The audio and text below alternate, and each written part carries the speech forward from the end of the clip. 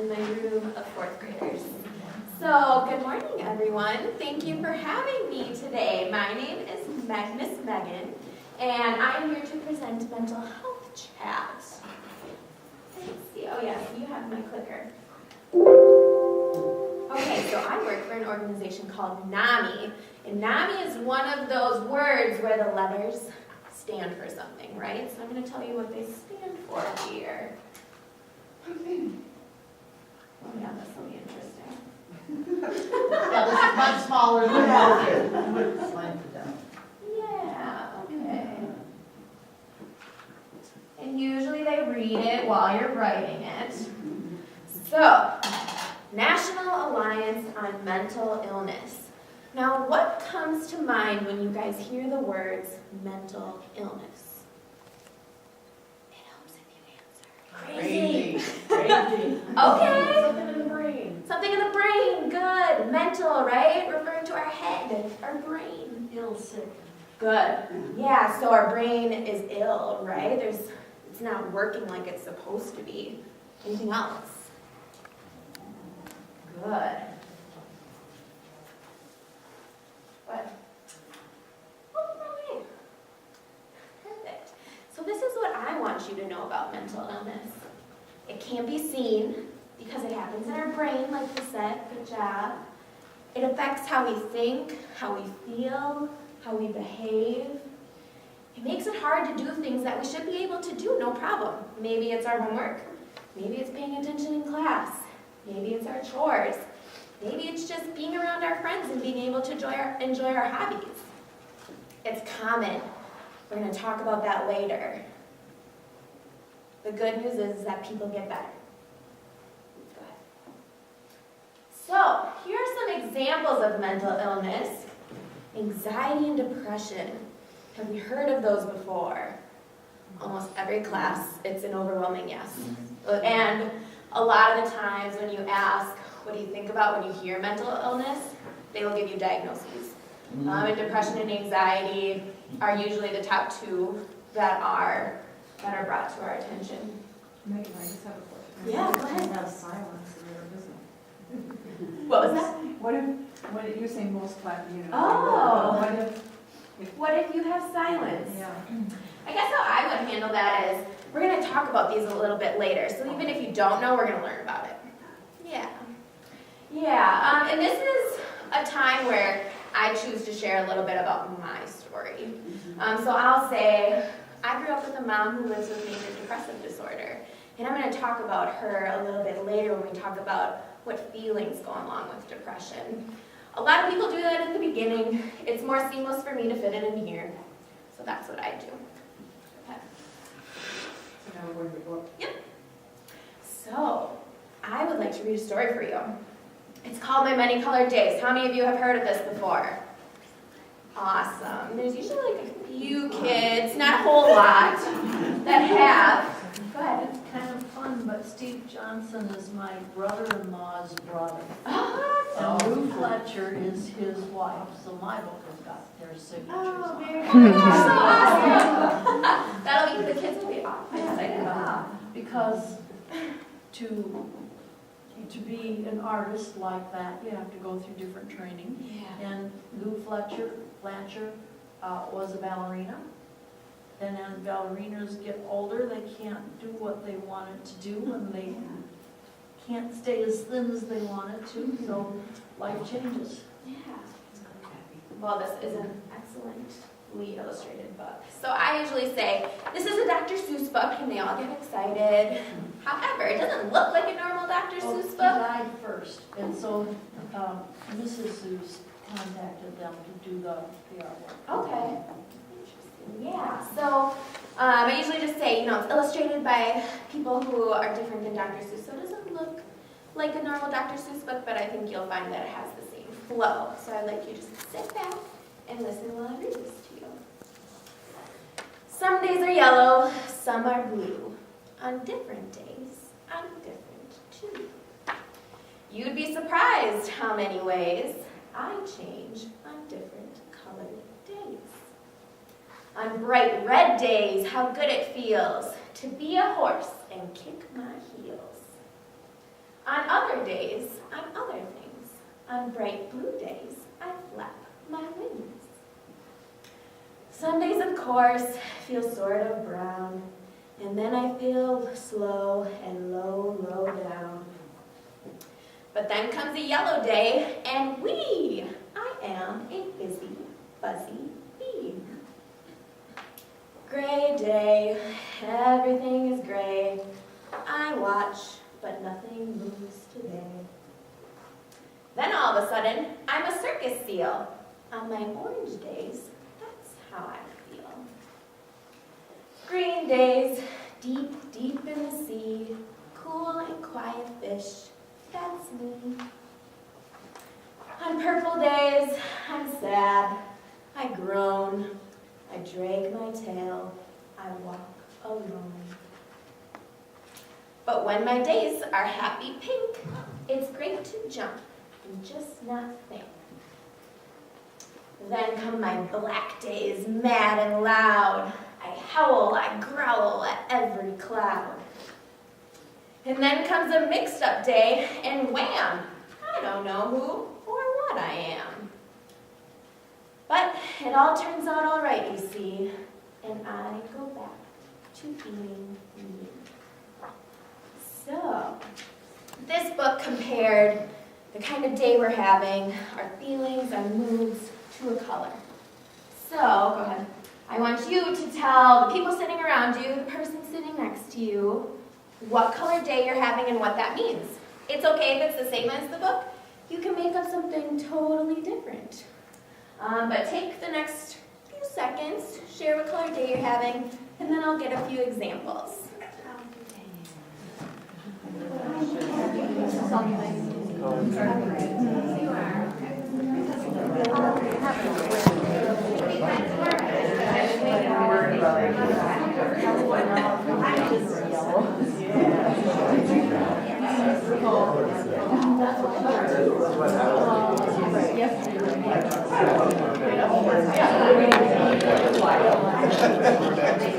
Alright, do we want to get just 2 people to share what color day they're having and what it means? 2 people. Megan, alright, I'm what having an orange day because I'm so excited. This day is finally here and we're all getting this awesome feedback and I'm just thrilled to have you guys all here. Great. This side of the room. Someone want to share? I said I'm having a purple day because it's my favorite color and I'm energized by the keynote speakers. So different than what the book says, but because it's your favorite color, you made it happy. Love it. Good. Go ahead. So, what I want you guys to know is that it's okay to have different moods and have bad days and good days. However, when we're having a lot of those bad days in a row, the purple days, the brown days, the black days that were like described in the book, and we have those for long periods of time, it's a really good idea to talk to someone about that. And I want you guys to be thinking about, well, who would I talk to if I was having lots of black days in a row where I'm feeling really angry and irritable? And I'm going to ask you about that right before we end at the end of class. But first, I want to do this little drawing activity with you. I'm going to need a lot of your help and feedback. So here we go. How many of you have ever broken a bone? Good. I mean, not good, but it'll help this presentation go along a little better. How many of you have broken your arm? Okay, so we're going to use this example here. So walk me through what happens from the time you break your arm and what gets you to feeling better. What do we do? What happens? Yeah. Well, my daughter took me to the doctor. I Okay. had an x-ray, Yup. and then they set it. Okay. They put me to sleep a little bit and set it, Sure. and then I went home. Okay. Did they put anything on your arm? Oh, cats, yes. And how were you feeling when you broke your arm? Well, right before it, I was happy. I was dancing. Yeah. And then when I fell, then I was just upset and hurt and, Totally. Did you cry? yeah. Yeah. It doesn't feel good. So we have to go to the doctor, and thankfully, there is a machine that can look into our bodies and tell us if our arm is broke. And then from there, the doctor's going to tell us how to get better, right? All right. And you guys, all of these are in the back of your binder in the resource section if you did want to follow along. Go ahead. Okay, so not too many of you had broken a bone, which I'm thankful for. However, we have probably all experienced a really bad cold or a really bad flu. What kind of things are happening to you to make you know, yep, I got the flu. Yep, I have a really bad cold. Totally, right? Our fever is through the roof. They like it when you fill it up to the top because then they know, like, you're really feeling it. You're tired, you have no energy. Anything else? Coughing, runny nose. We're gonna avoid his mouth. Good. They'll all go, ooh. Right, we might be sneezing or coughing and nervous. Yeah. And a lot of the times, what do we have to do to get better if things aren't looking up from things that we try at home? We have to go to the doctor. Good. Continue. Yeah, exactly. Good. So, it is easy for us to notice, based on how our body is acting and the symptoms, that we are sick with a cold or a flu, right? But when we talk about mental illness, we aren't going to get a runny nose. We're not going to get a fever. We might feel tired. But there is more to a mental illness, and it's harder to recognize if we are experiencing those symptoms than it would be if we had the flu. So sometimes it can be a little hard to tell. And I'll explain it a little more here. So, our brains are really cool organs. They are constantly sending chemical and electrical signals that tell us how to think, how to feel, what to do, our feelings, our emotions. However, when a person is living with something like depression or anxiety or another mental illness, those signals get disrupted. So I like to explain it this way. We were at a traffic light, and the light turned green, and everyone stopped. And the light turned red, and everyone started going, so they were mixed up. What might you be feeling if you were in that car at that traffic light? Confused. Panicked. Angry. Frustrated. Nervous. Worried. Absolutely. Good. These are all the same feelings that people have when they feel like they can't control what's going on in their head a lot of the time.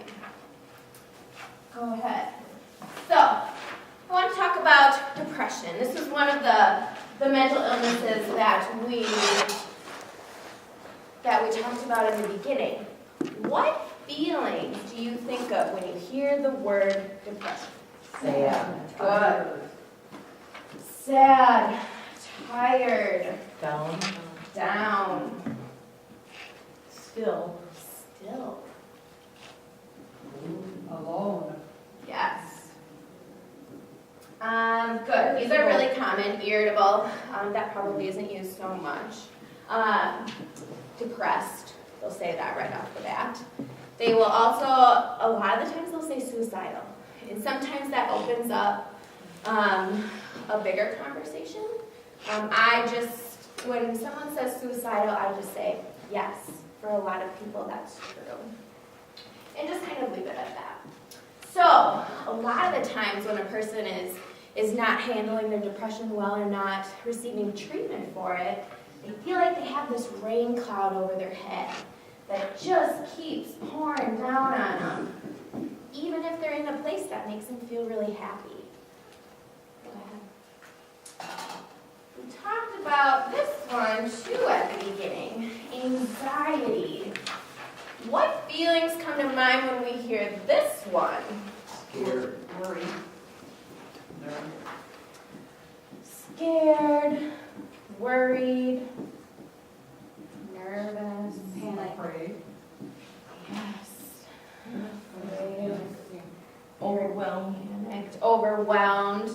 Those are all really great. Usually you will get less response on this one than depression, just so that you're aware. Yeah, so, no, wrong way. The worried eyebrows go the other way. So yeah, we might be feeling worried. I call these worry lines. That's our brain constantly thinking about what we're worried about, what we're scared about, what we're nervous about. But we can't, a lot of the times they aren't talking about it, but it's inside their head and that's what they're thinking about all the time. Good, go ahead. So, who is this? Superman. Super Stick Man. Yes. So, even one of the bravest people in the world, Super Stick Man, can feel nervous. And it's okay. And even someone who is constantly around people, making them laugh, making them smile, and who actually might have a smile on their face too, might feel like that rain cloud is over them and that they can't get rid of that sad feeling, even though we can't tell on the outside a lot of the time. Go ahead. So, if a person is struggling with a mental illness like anxiety or depression, a lot of the time it is very helpful to go see a doctor. So, what do you think might happen if you were to go to the doctor and tell them about how you are feeling with your depression or anxiety? What might that doctor tell you to do to get better? What are some ideas? Take some medicine. Okay. So he's going to have a whole maybe list of things you can try. He's going to tell you, you can take some medicine. Good. Anything else? Exercise. Take a walk. Sleep. Sleep. See a therapist. Okay, see a therapist or a counselor, absolutely. What was that? Eat better. Yeah, eat better. Sure. Good. Those are all really great things. And eventually, if we find what works for us off of this list, we're going to start feeling better. But like a broken bone, it takes time to feel better, right? And we have to give ourselves time to start feeling that way. Go ahead. Do they know those answers? Yes, Okay. almost always. Many of the kids who are dealing with their own mental health challenges will really speak up during that time and give you lots of really great answers. Yep. If not, is it okay? Well, what about music? Or what about taking a bath? Or We talk about that later, so I try to keep coping skills until the end. okay. But I just kind of let them share what they know at that time, and then if they're missing things that are like really high on like the treatment list, like medication or therapy, then I would mention those. But when we start talking about, you know, sleep and eating healthy, more like your coping skill type stuff, I usually try and save that for later because we have a whole slide on that. So, good question. So I told you in the beginning that mental illnesses are common, right? And the statistic out there is 1 in 5. So as a fraction, which you should have all learned about your fractions, right? What is this fraction? 1/5, right? And do any of you know what percent that would be? 20%. They always know the answer, especially if it's 4th graders. Or 20%. Good. So let's say that this is the person, the 1 in 5, because we have 5 people on the board here, that lives with mental illness. The other 4 people likely know someone that lives with mental illness, right? So let's say this is me. I'm going to give me some hair. I have a mom. Who are some examples of other people that you might know that could live with mental illness? My brother. Your brother. Your bro. Your uncle. And a friend. So even though mental illness might only be living with one person, it affects all of us. Yeah? Go ahead. So let's talk about what we can do to support our friend, our brother, our uncle, who might be living with depression or anxiety. And I can tell you a lot of the ideas that you'll come up with would be the same thing you would do or say to someone who might have a broken arm. What are some examples? What can we say? What can we do to support those people that we care about? I'm sorry. How are you feeling? Love it.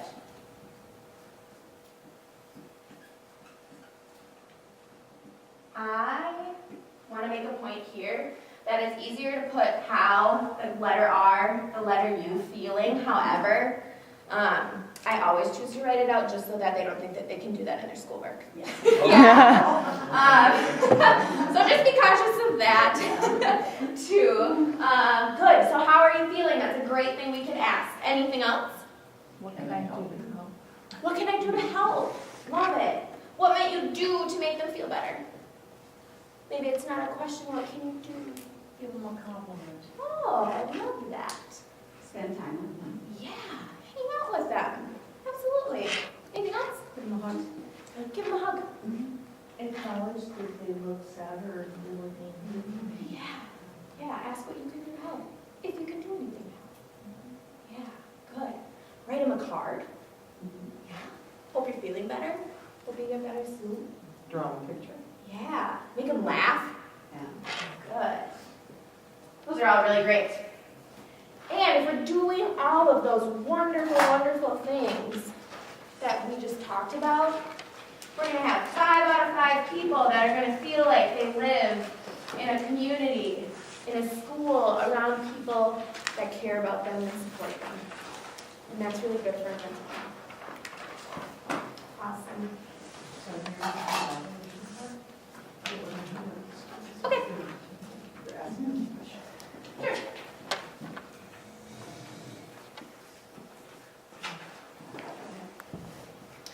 What did you say? I want to hear something.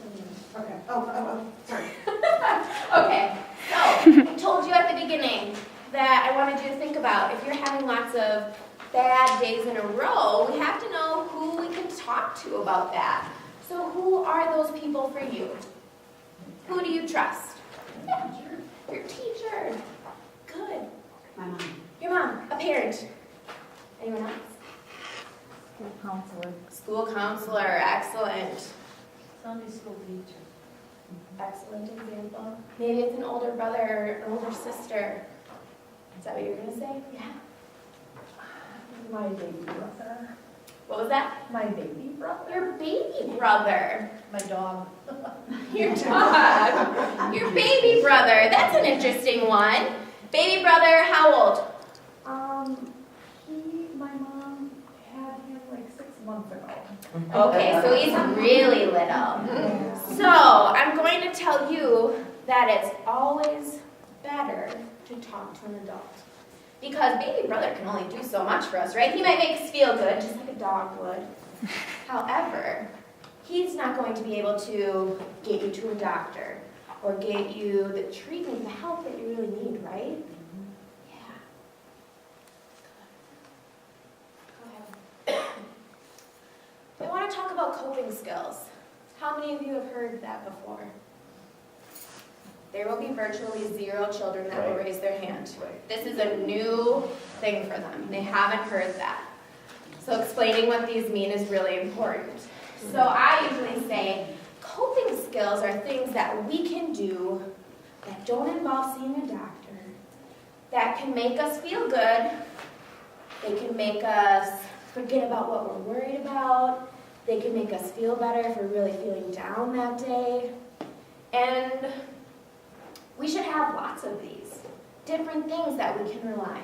Yeah. I just want to say, like, as a grown-up, I'm not pushing. Yeah, go ahead. I know that a lot of students that I know are familiar with strategies. Yeah. So it maybe depends on How they'll word. word it. Yeah. Yeah. Use a good word. Yeah.